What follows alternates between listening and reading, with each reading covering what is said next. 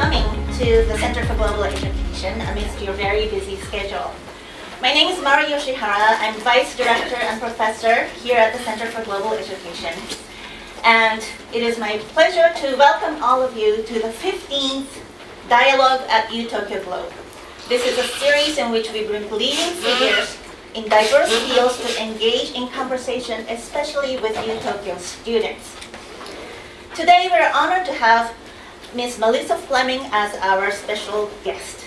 Ms. Fleming has served as the United Nations Undersecretary General for Global Communications since September 2019. She leads the UN's Department of Global Communications, which informs global audiences about the state of the world and engages them to build support for the work and goals of the United Nations. Under her leadership, the department developed the UN Global Principles of Information Integrity, a blueprint for healthy information ecosystems. Ms. Fleming previously served as a spokesperson for the High Commissioner and Head of Global Communications at the UN Refugee Agency, also as spokesperson and head of media outreach at the International Atomic Energy Agency, and many other roles that are too long to list in its entirety. She has published widely on communications, including her book, A Hope More Powerful Than the Sea. She's going to speak to us today on communicating climate change in an age of disinformation, a topic which surely will resonate with all of us. But first, we will have UTokyo President Teruo Fujii make some opening remarks.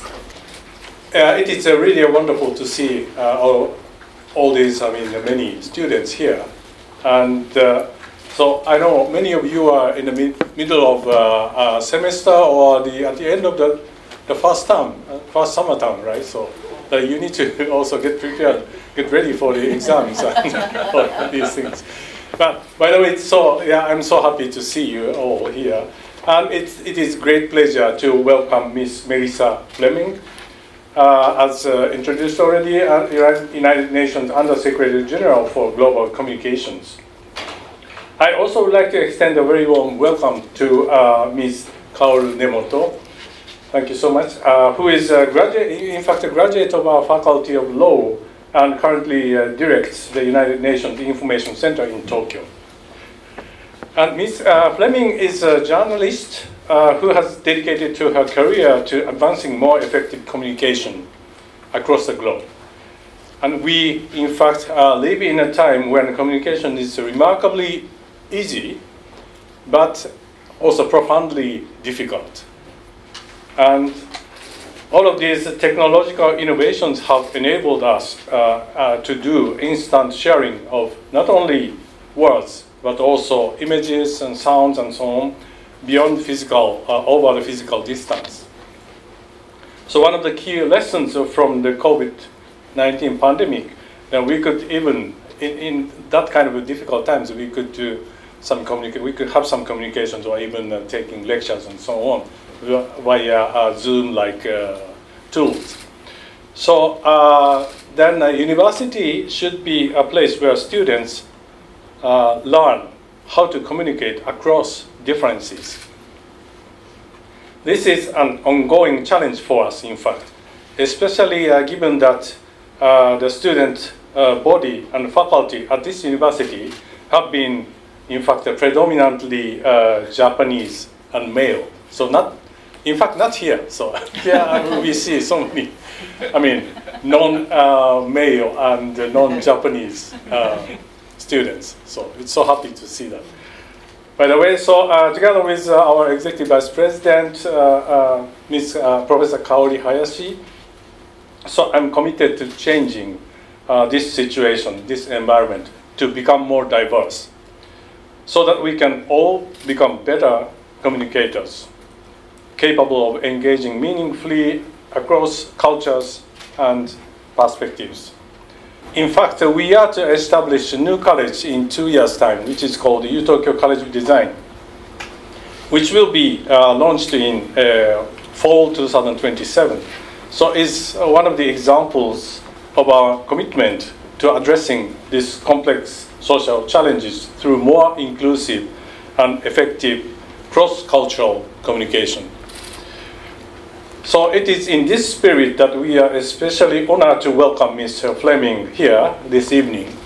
and her insights will help us better understand the meaning and significance of information integrity, a concept that has never been more urgent for now in this world. So thank you once again, and I look forward to the conversation ahead. Thank you so much.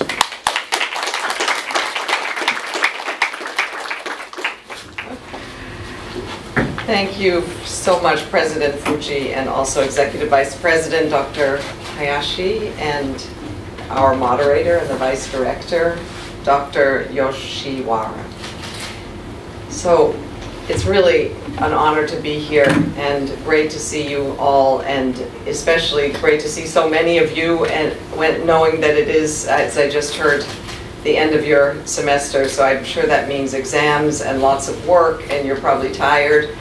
But I hope that what I have to say will inspire you, because what I want to talk about is how we can all come together to create a better tomorrow.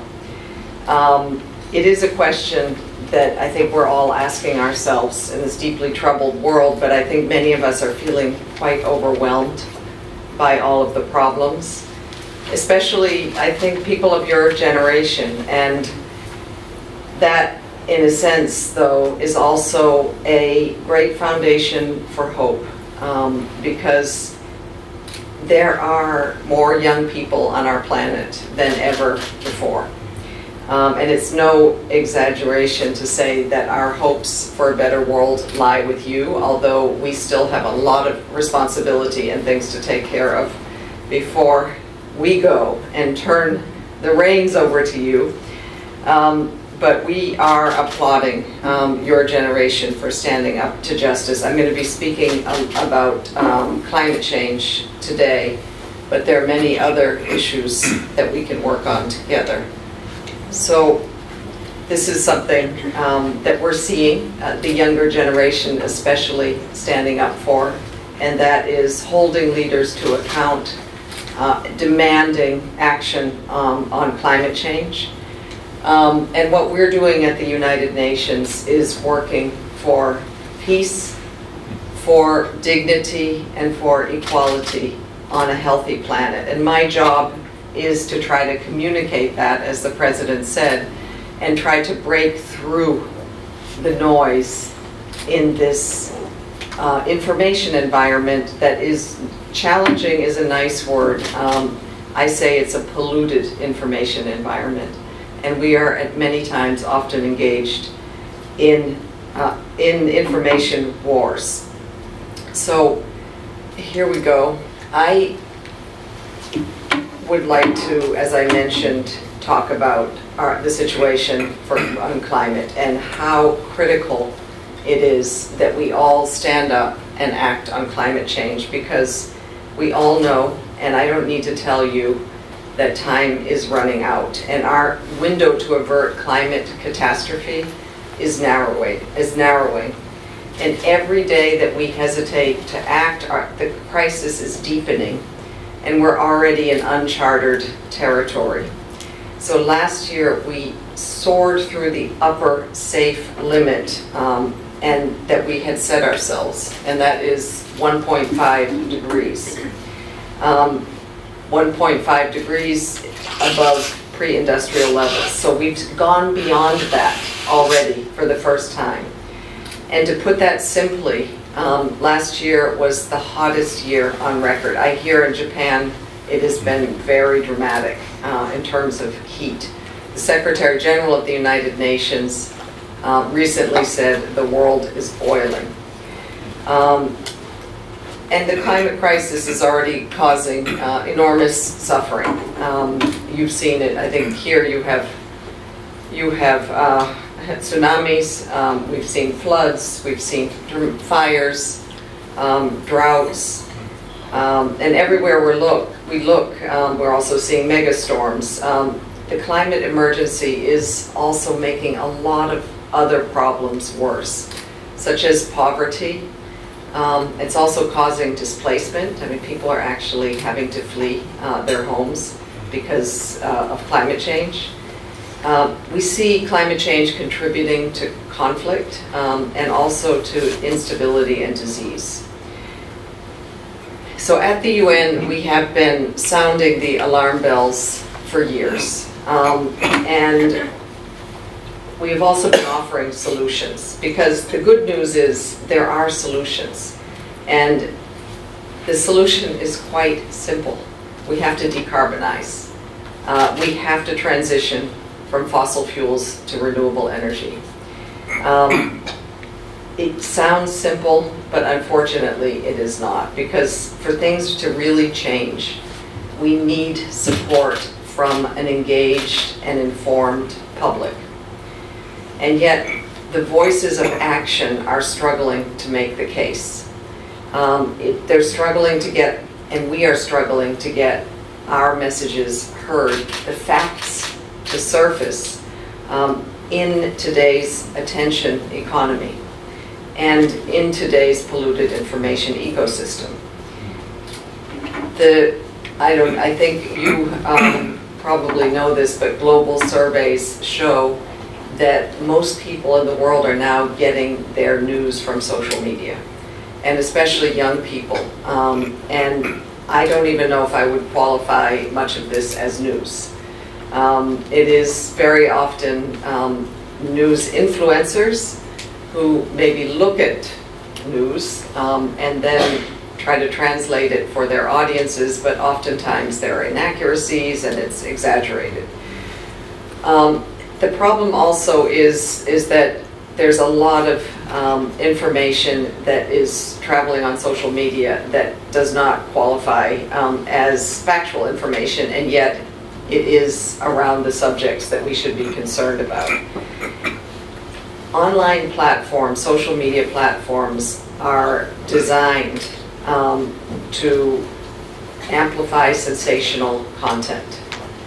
They're designed to amplify outrage and to promote fear. And they're not built, unfortunately, to promote sober facts or constructive solutions. And there are platforms that actually actively downrank reliable information or information coming from institutions like the United Nations. For example, the United Nations for years and years was downranked on meta platforms because we fell under a category of political or civic content. That was along with news organizations. Actually, Meta have recently changed that suddenly, at the same time that they dropped their trust and safety teams. But so it really is like an information battle online. All of a sudden we're finding that we're more popular on Facebook because they tweaked the algorithm, something that we've been asking them to do since 2018. We have, as I mentioned, some formidable foes. Here we are trying to get consensus science out into the world about the facts on climate change and how to solve the problem. And yet we are met by a disinformation machine that is sometimes more powerful than us. Billions of dollars are being pumped into denying, they're like, we call them the 3 Ds, denialism, doomism, and delayism, but also greenwashing. Their goal, of course, is vested interest. If you're a fossil fuel company, you want to keep producing fossil fuels and keep earning money on fossil fuels. And so they are hoping to create narratives. For a long time, it used to be climate denial, that climate change isn't real. Then it became a whole host of reasons not to act. For example, undermining renewable energy as a solution, saying that we can't afford the energy transition, it's too expensive. There are others who are viciously attacking climate activists, and we're seeing this a lot online, but even physically. We're seeing climate activists in some countries even getting killed. We're seeing people who promote climate change being pulled into the culture wars. seeking to discredit people who are just asking for action around the climate, to silence them. And we're seeing also the public being misled about the environmental impact of fossil fuels. And alongside other voices who are promoting investment in unproven technologies rather than renewable energy. So all of this is to justify us continuing to be addicted to coal and gas. It's a coordinated campaign, and it's really powerful. However, we are more than them, and our voices are heard, and things are breaking through. The science is real, and there is a lot of hope. So, what are we up against? I think all of you heard of the IPCC. Raise your hand if you have. It is the International Panel on Climate Change. So you're all knowledgeable about climate change. They actually put in a recent report that disinformation is a huge problem. Rhetoric and misinformation on climate change and the deliberate undermining of science have contributed to the misperceptions of the scientific consensus. So this is what we're up against, and we're also now seeing AI being part of the problem. It is being deployed by disinformation actors, including using deep fakes that are undermining the transition to renewables. But we're also seeing that AI is being trained on bad information. When you think about AI being trained on the whole internet, we have a problem. When you have 99% consensus on climate science, and yet if you look into the internet, you get all kinds of opinions. It gives a skewed perception that can have a devastating impact on what people understand about climate change. But as I said, the truth is that the vast majority of people in the world, despite all of this, despite the billions of dollars being pumped into the system that say climate change isn't real or we don't need to act, 89% of the public want their governments to do more to tackle the climate crisis. And they don't realize that they are in the majority. This survey, when we broke it down in Japan, it was 82%. So it's a huge number of people around the world. There's actually a campaign around this. I think it's called the 89% Promise Project. 89% Project. You could look it up. And I think this alone, this understanding that there is such a huge part of the population that wants action could change things. What are we doing, and what are we doing to break through this noise? As I was introduced, I lead communications at the UN. And so I see our job at the United Nations Department for Global Communications as a source, making sure that the UN, which is behind the science of climate change, that we are the source of information, that people can come to us and say, this is a trusted institution where we can be sure the information is correct. But we also know that most people don't just go searching for information in this day and age. We have to reach people where they are. And so we started an initiative called Verified. We started it with COVID-19, and now we've switched to Verified for Climate.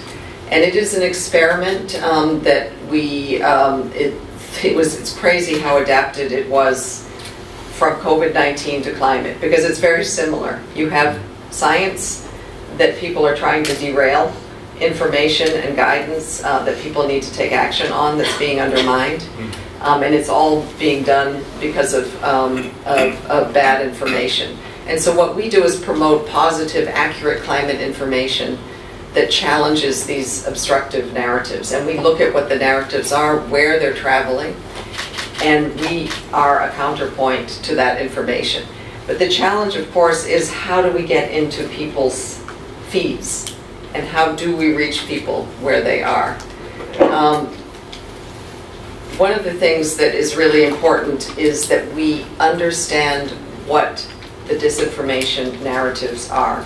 So if you go to our verified website or our UN climate change website, you'll find the Mythbusters page where we walk through all of the disinformation narratives around climate change and renewables and provide all of the evidence with the links to the source. Kaori from our unit here in Japan has done a Japanese version, and we're trying to get this out into the world.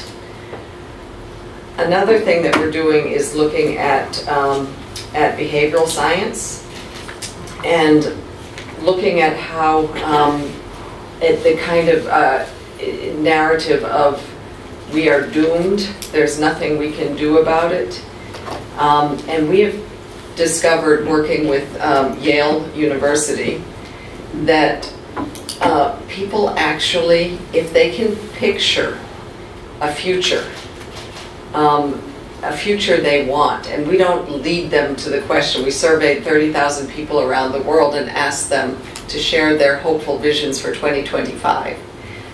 We got all kinds of answers, but I have to say it was some of the most inspiring readings that I have had in the longest time, because 50% of those who responded called for an urgent acceleration of the energy transition, and almost 40% of people report increased hope that global warming can be reduced, and that and most have increased their support for renewable energy.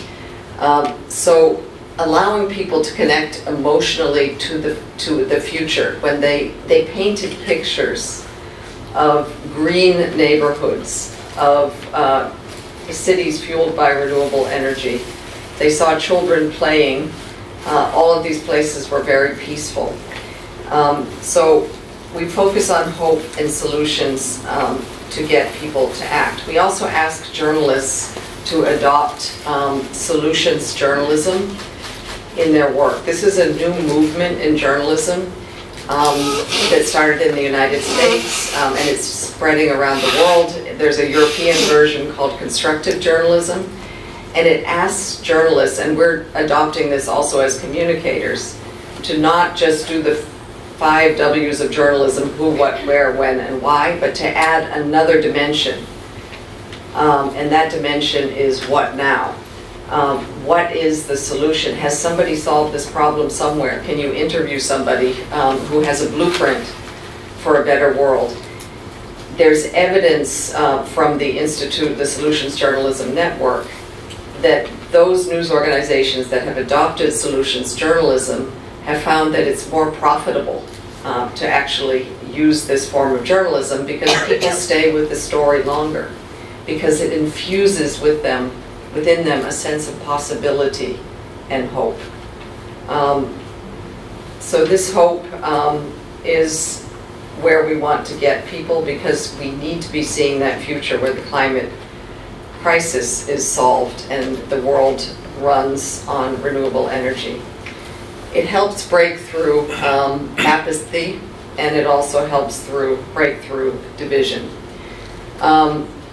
So we have a lot of work to do, because there was a survey here recently in Japan that showed about 60% of people are either indifferent to climate change or else are concerned but reluctant to act. And I put this slide up there because this is another thing that's really important in the work that we do. We need to understand where people are. And indifference is that sense of also, there's nothing I can do, or it's a problem that is too big for me to solve.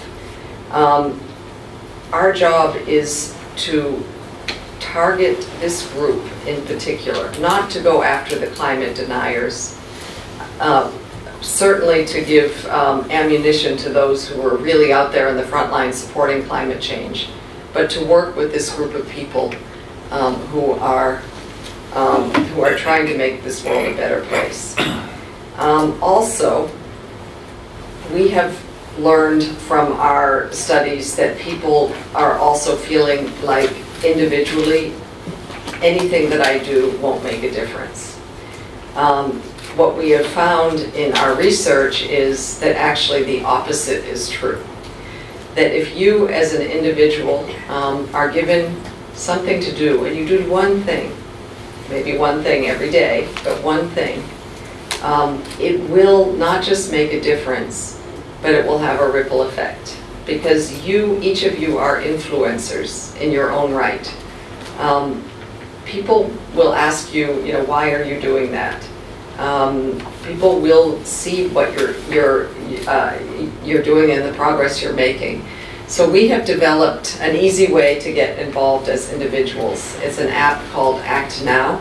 It started as a pure climate action app, but now it involves all of the SDGs, so it gives you more possibilities for things that you can do to get involved. We've logged millions of actions by individuals to give people agency and also provide education and get people involved. And finally, I'd like to assure you that we're doing a lot here in Japan. And this Act Now initiative is linked to a Japanese initiative called the 1.5 Promise. And this is a way to get involved here in Japan. One of the things that we do is work with partners, and my colleague Kaori has signed up 169 media organizations who have joined forces with us on the 1.5 Promise campaign. They have vowed not just to work on their own sustainability in their companies, but to help us spread the word on climate change. Today I went to NHK and met with their leadership and also a NHK journalist who works on mis and disinformation. And they have committed to create a constant stream of programming about climate change, but in a solutions-oriented fashion, as well as they have a weekly show to educate people on mis and disinformation and how you can learn yourself to have the agency to stop the spread, to make sure you seek out reliable sources of information, and you can tell the difference between what is true and what is false. So this can all shift the dial. We believe that change on every level can help, and that simple steps can make a difference.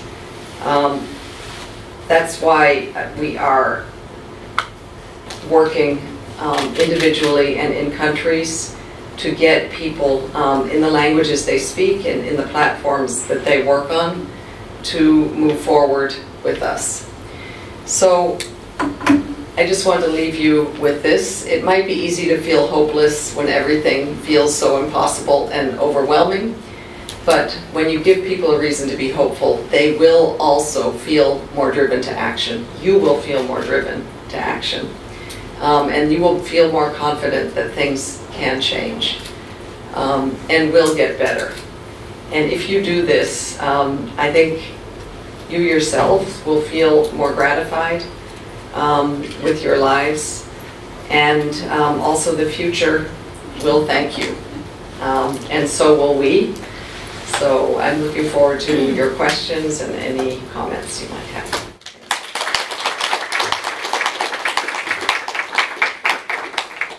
Thank you very much, Ms. Fleming, for that talk that was, I think, at once sobering but also reassuring. I was prepared to hear a very depressing talk, but it was a lot more hopeful than I had expected. So thank you for that.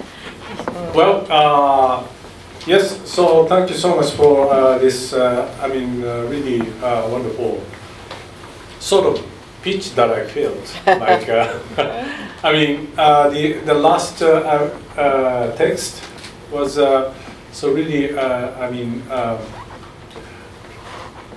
I'm feeling like what we are trying to do at our university is also our guiding principle, which is called UTokyo Compass, which is trying to also promote this value of dialogue. And so the dialogue itself is not only for like a one-way communication, but also like a bi-directional communication, so that to ask someone or ask together some questions together with your colleagues or students or teachers, and then think about the kind of the problems that we share. And then that is leading to the kind of some processes to find out kind of clues or milestones for solving the problem. So, and that is really this. I mean, I felt like coherent with what you said in the last slide. Sure. May I ask some questions? Oh, Yes? sure. Okay, so I was very much concerned about this trust for science. And it was really interesting interesting to hear that you talked about this climate thing and also COVID. It's a sort of the same situation in terms of the trust for science. Yes. And so that you see some of the, for example, possibility of communication or way to for us to communicate. Our, for example, scientific outcomes to the society, for example, or to outside the university, kind of really bring what we are doing or what we have found to the people, and then get kind of real trust. And that is, so for me, it is really, I mean, I think it's so important for academics. So, but you see some of the ways that we need to take. When we do such kind of, communication. I think communication, scientists and students in scientific professions should also be taught communications. Right. Yeah. So I went to Boston University for my master's degree, and I went back there recently and was invited by, it was the School of Engineering, the School of Public Health, and the College of Communications, where I graduated from. And it was a collaboration because they now collaborate since COVID. Because they realized in the School of Public Health and also in the engineering, we're studying the disinformation and the platforms. School of Public Health, they need people working in this field to be able to communicate. The medical schools, if we don't learn the art of communication, we will not win this battle of the narrative. I don't know why it is science that has to be so undermined and brought into the culture wars, but it seems to be a convenient target to somehow lead people astray, but also polarize society. And we can only have healthy democracies if we have public trust. If we have trust in institutions, trust in media, public interest media, trust in universities, in professors, in university presidents. So there's a lot we can do, but I think understanding and being knowledgeable in the art of communications is really important. So maybe the University of Tokyo can put even more emphasis on the profession of communications and the interlinkage between the sciences and communicating science. Thank you very much. Yes, communication is very important, and this is also a profession that needs some professional skills, which is not really recognized in this country. But besides this point, I was in some of the last slides you mentioned about Japan being a country where 60% of citizens are either indifferent or reluctant to act for environmental issues and sustainability. And this is also, this aligns with my concern. This is a country where, for example, during the election campaign, almost no politicians do not bring this as an agenda for the issue for the election.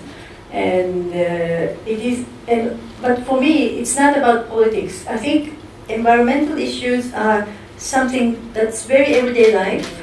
So we have to think about how I try to always use my bottle, and then also how to, how we can better live without making pollution to use up too much CO2 and so on. So I think the gap between this political level and between the political level and the everyday lives, how can we close these gaps in our everyday lives, and how can we act and try to attract more students, more professors who are not engaged in SDGs and other in environmental sciences? How can we bring them together into the direction where we really we need to go? What is your, for example, efforts? I think students have a lot of power. They should, anyway. And your voices, I think, should matter. And if you are demanding of your university that it practices sustainability, and you are also doing it yourselves, I think that says a lot. Brands, I think a lot of brands have adapted because their customers demand it, not because they see it as they're so enlightened.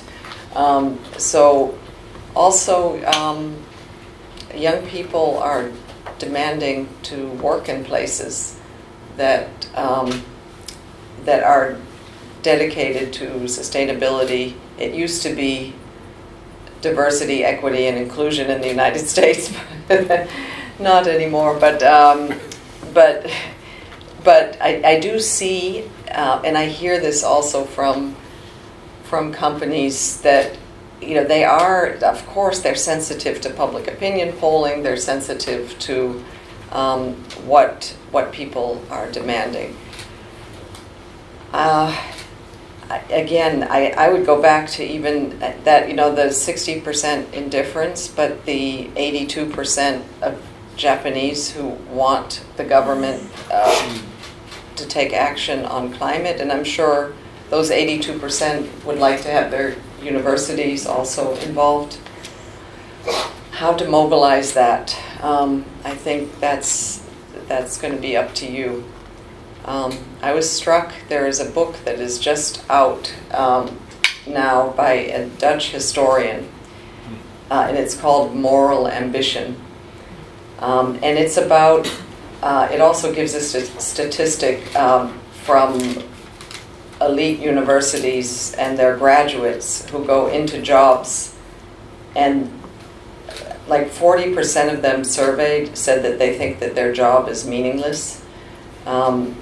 They're probably making a lot of money, but they think that their job is meaningless. And his whole goal through this book, and he's now founded a Moral Ambition Academy, is to get the brightest minds, and I think that's who you are, to think about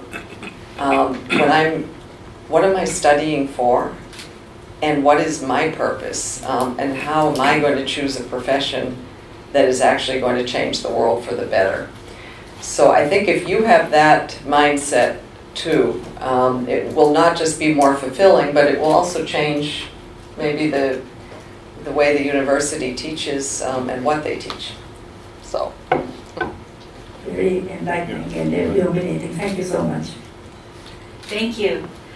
I think the most hopeful part of the story is that so many young people are very concerned and involved in these issues. And since, as you said, students have power and students have voice, let's give it to them right now. Let's open this up to our audience. We have about 15 minutes for questions and comments from the students.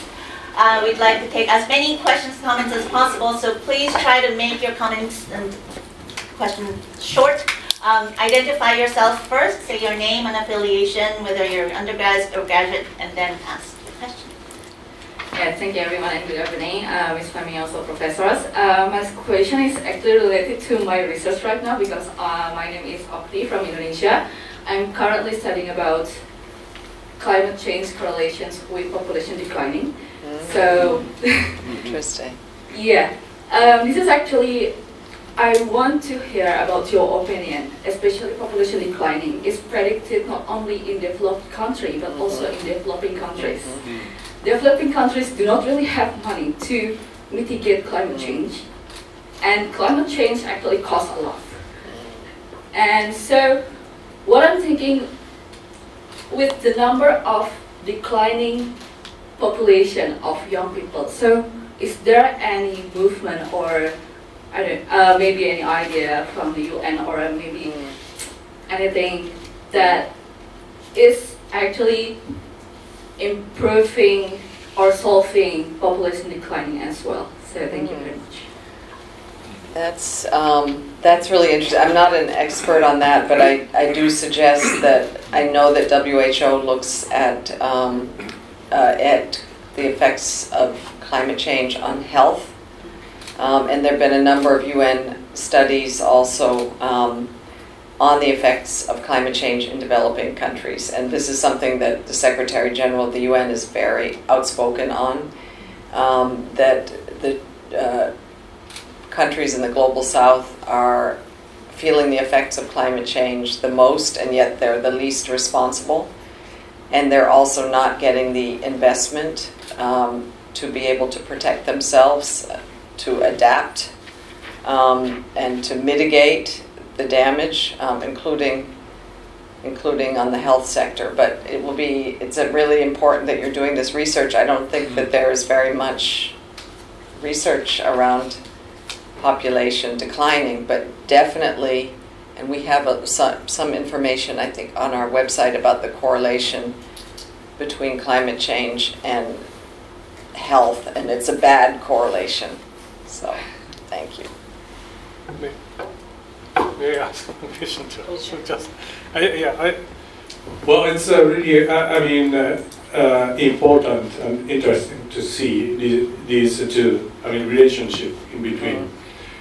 And then I'm wondering, so if there's a hypothesis that it is, climate impact from the climate change over these vulnerable countries and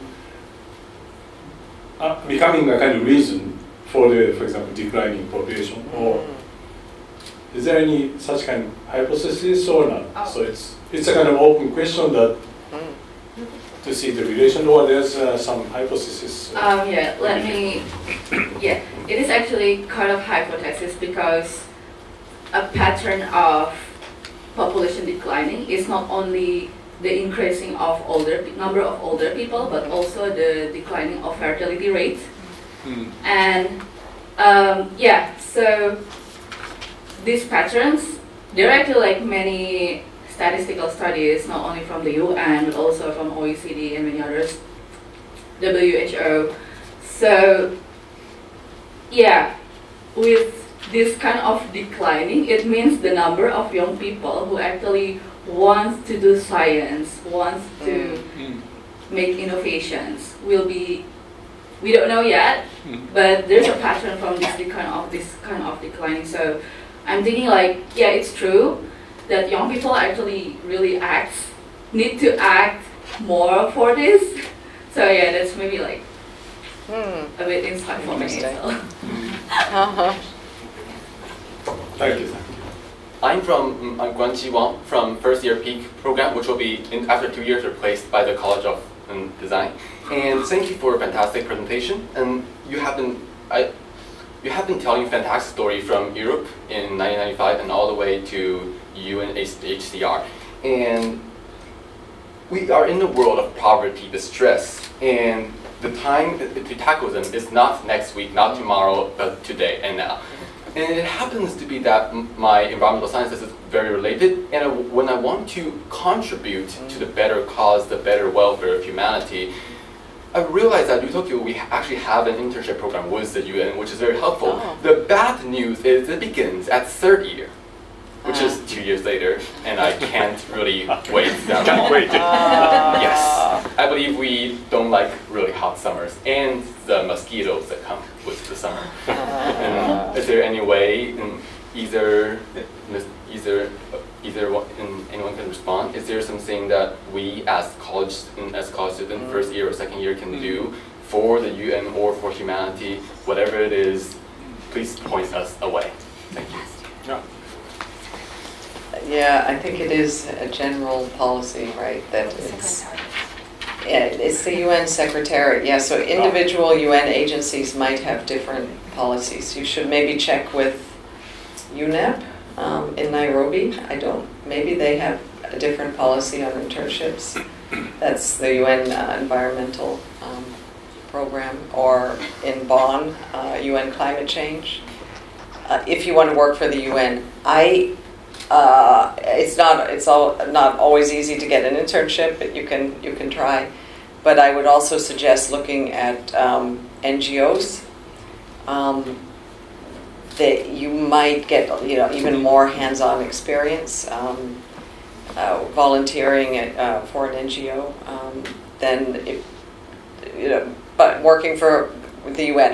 I know with the internships the experience varies, and some of them are I'm sure they're all great, but you might not succeed. So I would spread your wings and look at different organizations that you could maybe get experience with.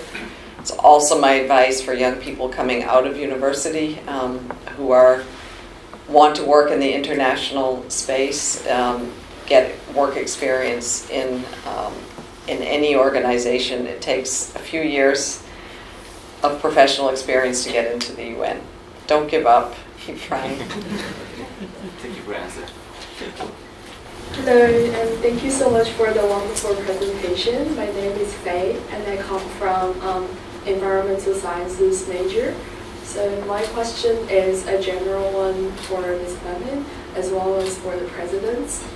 So there actually comes a story because, so I'm actually, if you guys haven't ever noticed the water refill stations around the university, that actually came in around 1 to 2 years ago. So that is actually a 2-year-long project initiated by a senpai of mine, so a senior of the same program of mine. And I had a talk with this senpai who shared the whole experience and story about this project. It actually started before I entered the uni and was on when I was in the first year. So it's very wonderful because personally I use that machine 3 times a day, which I assume I saved 3 plastic bottles a day. As well, considering the population in the university, it's going to be a very good contribution to carbon reduction. But on the other side of the story is that this whole project actually took 2 years, not because how difficult it is to implement the machines or the technology, but most of the time was on communication. So from the story I heard is that for about 1.5 years, it's endless communication and no response when they try to reach out to different offices, communities, and the school.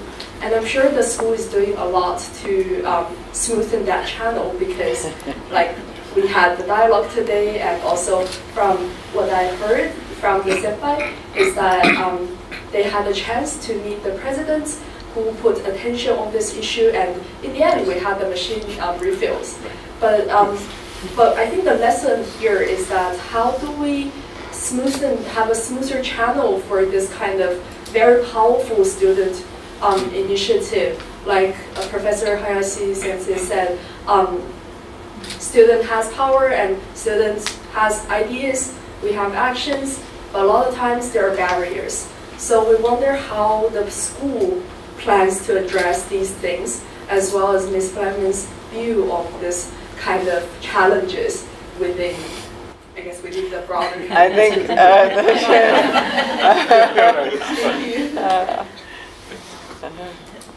Okay, so this is mostly a kind of point of internal communication, I mean, throughout the university. And yes, so I think, yes, I'm so sorry about, I mean, taking so many years, so a couple of years to implement that. But I also, I saw it is a really wonderful, I mean, initiative by the students. And first time I heard about this kind of wish from a student is through this dialogue session within the university at the time of the COVID. And so there's a students' body which is working on this sustainability issue. So sustainable network. Green transformation. Now green transformation like student. There was a previous body. Yeah. It was a sustainable, yes. So now it's a green transformation student network. And so was I saw it was really nice. So I wanted to, I mean, make it into reality. But it took maybe 1.5 years since. Because from our side also, we are to prepare for this, preparing for we were preparing this kind of new organization to deal with, to promote all of these sustainability thing throughout the university from our side. So that it took little longer to implement that. But now and then at the time of also I attended. So students also organize the sustainability week, right? So once in every year. So then we participated in that, and then there also once again get all these requests from students. So that, and then I was with at that time one of the executive vice presidents who was in charge of this green transformation. So we immediately decided to go on. So that's the whole story. So but as you said, so important thing is to have this to open up this kind of communication channel in between. As I have said, it's not only for the one-way communication, but also for this bi-directional communication channel. So in that part, now in fact we are working on establishing the new ways to regularly communicate with the students. On this kind of issues around the university, for example, sustainability thing and so on. But thank you so much. Pointing this out. Hayashi, it's a would you really like to important comment communication. on communication and barriers within the university? Yeah, well, 1.5 years is for many of the university side not very long. Actually, sometimes it takes some time. But please don't give up. I think we talked about political efficacy. That if you speak up, we are listening to you. I think students have students have really power, more than you think you imagine yourself that you have the power. We are, if you speak up, we listen to you, and we really hope, we are working on it to realize what we can, and look for what we can do. So, and we want to open the channel and open the channel so that we can communicate better, and we want to improve. So don't give up, and we won't give up, and please don't you give up too, so that we can keep talking and keep communicating with each other. Thank you. And even as we do want to open up the channel and don't want to make you give up, we need to make you give up on asking more questions because the time is up. And before we close the event, we're going to ask Hayashi-sensei to make closing remarks. Oh, I'm sorry that we are running out of time. So But thank you so much, Ms. Melissa Fleming, for your very enlightening and also encouraging presentation and engaging discussion, and your insights into disinformation and the importance of truthful communication, and also the rapport with different others have provided us with much to ponder and especially act upon. And I also want to express my gratitude to all the students here who actively participated in the discussion. Unfortunately, we are running out of time. I'm so sorry, but let's try to keep communicating with each other. As President Fujii said, we have set up the Sustainability Center for Sustainability this year. Green Transformation. Green Transformation. So this is a new initiative, which we have a big hope for the next step. And and your questions, your ideas, and engagement will enrich our understanding for those crucial issues. So let us carry forward and the lesson we've learned today and continue to strive for a world where information is accurate and compassion is at the forefront of our communication.